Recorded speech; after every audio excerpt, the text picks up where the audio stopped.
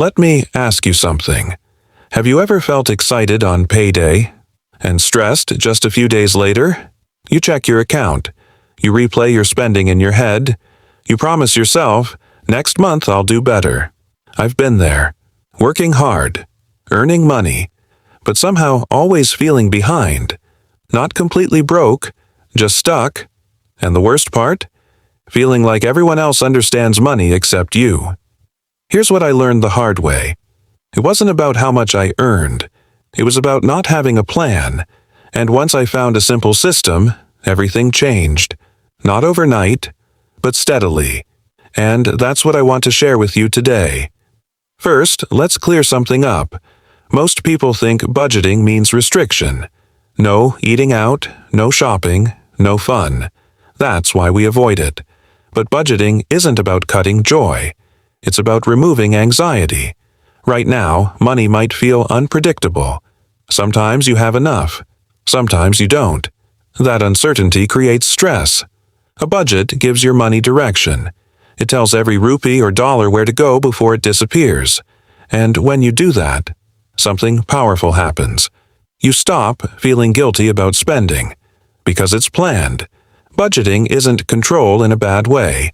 It's freedom with structure. Now let's talk about the simple framework that makes this easy. It's called the 50-30-20 rule. You divide your monthly income into 3 parts: 50% for needs, 30% for wants, 20% for savings. That's it. No complicated spreadsheets. No finance degree required. Let's break it down. The first 50% goes to needs.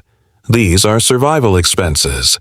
Things you must pay to live and work, rent or home loan, groceries, electricity, internet, transport, insurance, minimum loan payments. If your monthly income is $40,000, then around $20,000 goes here. If it's $2,000, then $1,000 goes here. Simple math. Now here's something important. If your needs are taking 70% or 80% of your income, that doesn't mean you failed. It means you have information. Maybe rent is too high. Maybe you have too many EMEs. Maybe your income needs to grow. Don't panic. The goal isn't perfection. The goal is awareness. Next is the 30% for wants. This is where most people either overspend or feel guilty. Wants are lifestyle choices. Eating out, streaming subscriptions, shopping, travel, gadgets, coffee runs. These are not bad. Let me say that clearly. They are not bad. Money is meant to improve your life. But there's a difference between intentional spending and emotional spending. Spending intentionally feels good. Spending randomly feels stressful. When you assign 30% for wants, you can enjoy it without fear. You're not wasting money. You're living. And when that 30% runs out, you stop. Not because you're broke, but because you're disciplined. Now let's talk about the most powerful category, the 20% for savings. This is your future security. First priority should be an emergency fund. An emergency fund is simply money set aside for unexpected problems. Medical issue, job loss, car repair. Start with 1 month of expenses. Then build it to 3 to 6 months over time. After that, you can start investing. Investing simply means putting your money somewhere it can grow over time. Stocks, mutual funds, retirement accounts. If that feels overwhelming, start small. Even 5% is progress. What matters is the habit. Because saving isn't about becoming rich overnight. It's about becoming stable. And stability feels amazing. Now, let's make this practical. Step 1. Calculate your real monthly income. Look at what actually hits your bank account. Not what you expect. Not what you hope. What's real. Step 2. Write down your last month's expenses. Don't guess. Check your bank statements. Be honest. Step 3. Sort every expense into needs, wants, or savings. You might feel shocked. That's normal. Awareness feels uncomfortable before it feels empowering. Step 4.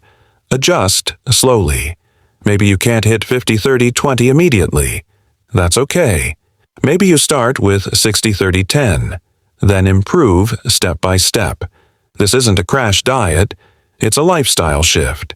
And lifestyle shifts take time. Let me also save you from a few common mistakes. First, trying to be perfect. You will mess up some months. That's normal. Just reset next month. Second, not automating savings. The easiest trick?